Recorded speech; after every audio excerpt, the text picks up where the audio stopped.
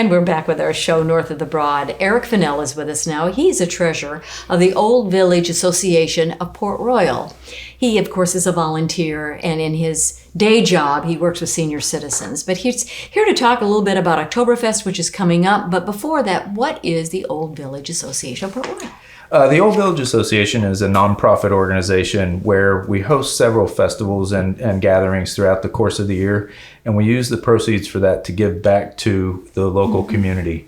Prime example is Alzheimer's Family Services is a local grassroots organization that helps out. We've donated $5,000 to them. We donated a closed circuit camera system to the Sands Beach for security and safety of the residents of Port Royal and those who come out to enjoy the Sands. It's a huge hit in the local area. So one way that we were able to give back to the local community.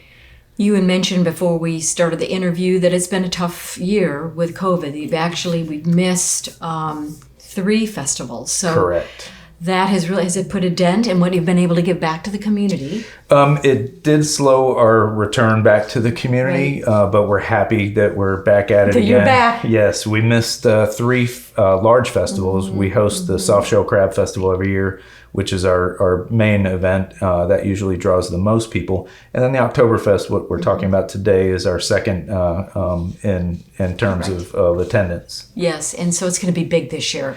I'm hoping very much so. It's on September the 25th, and it's basically in Port Royal, in downtown Port Royal, right? Right. Correct. Downtown. Correct. Right on Paris Street, yes. Paris Avenue, my mistake. They closed down Paris Avenue from about the elementary school all the way through the end of Paris Avenue where the Port Royal Town Hall is. Okay. And so the hours and where do you park and is it free? Kind of go over those logistics. Okay.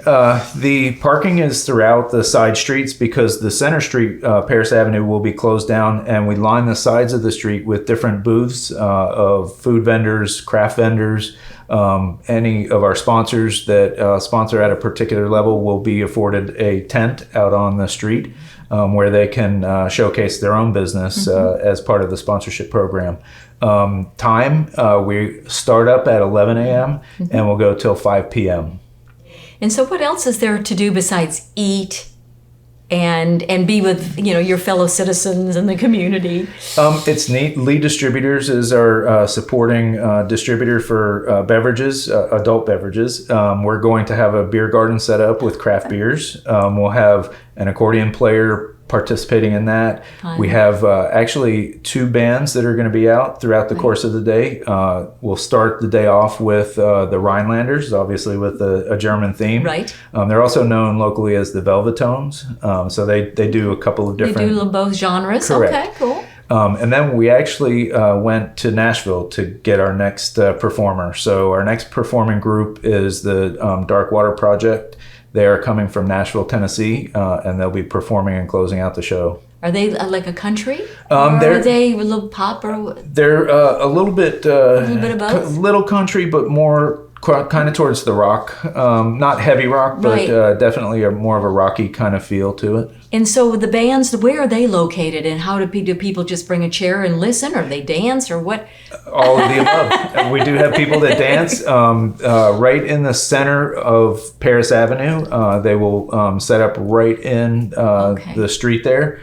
We have a big, huge stage that'll be set up, and they'll be performing right there. Right there in the middle of all the action. Indeed. We were talking earlier, there's going to be like a car show as well. Correct. And with many more cars than in years past. Yes, indeed. The Classic Car and Truck Club of Beaufort is going to be there. They have about 50 to 60 cars attending this year, which is a little bit more than they normally do, so we're excited about that.